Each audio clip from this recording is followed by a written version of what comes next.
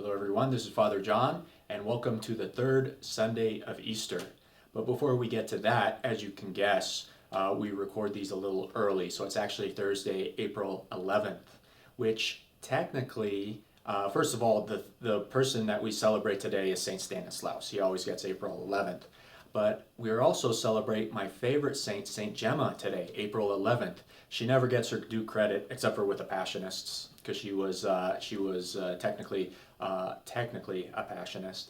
And so I just want to give a shout out to her. She's my favorite saint. I believe she got me through seminary. And so if you don't know who Saint Gemma is, check her out. Her biography was written by her confessor and spiritual director, Saint Germanus.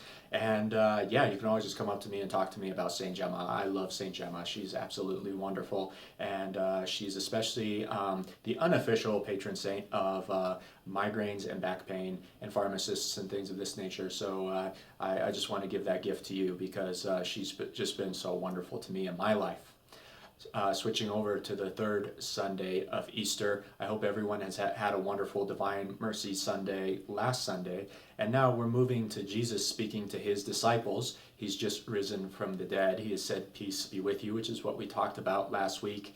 And then we hear something which is extremely important that I want to get into. We just had a talk again today, April 11th, to the third graders who are going to be receiving confirmation very soon.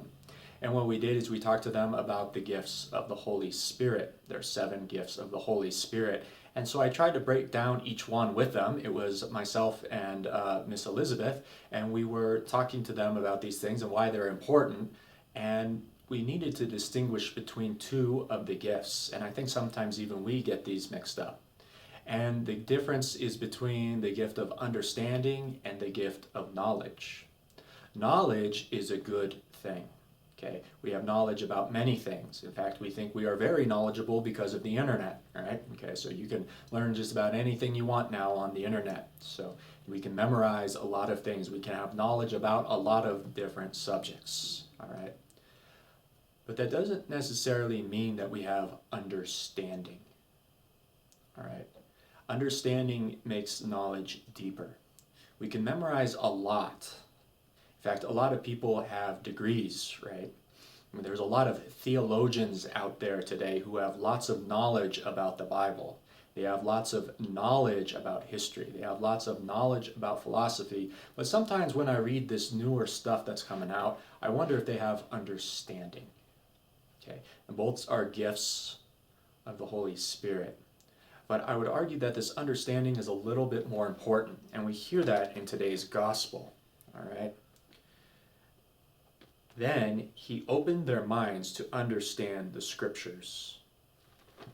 Very simple line, but it caught me. All right. Understanding. Like I said, we can have a lot of knowledge. We can spout things out. Some people have excellent memories, and they just keep going and going and going and going. But do we understand what we're saying? And do we understand why we live the way that we live? St. Maximilian Kolbe used to say, "Read little, but understand much." There are people who have become saints merely by repeating the Our Father over and over and over again because they were seeking to say it slowly and understand what the words meant. Okay. A lot of people getting into debates about this, that, and the other thing. But the truth of the matter is, when you hear these debates that people are getting into, whether it's in politics, whether it's in the church or out of the church, a lot of times you get down to the point that they're missing each other because they have different understandings of the words that they're using. So do we understand what we're praying about? Do we understand what today's gospel is about? Then he gave them the gift of understanding why it was that the Christ had to suffer and why it was that he had to rise from the dead. Do we understand what Easter is all about?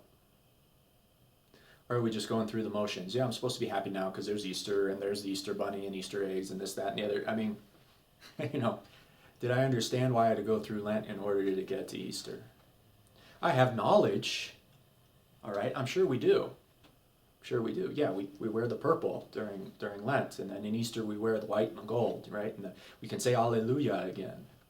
But do I understand why that is? Do I understand why my life gets to change because of the resurrection? Why I get to be joyful? Do I understand what Jesus' resurrection means in my life?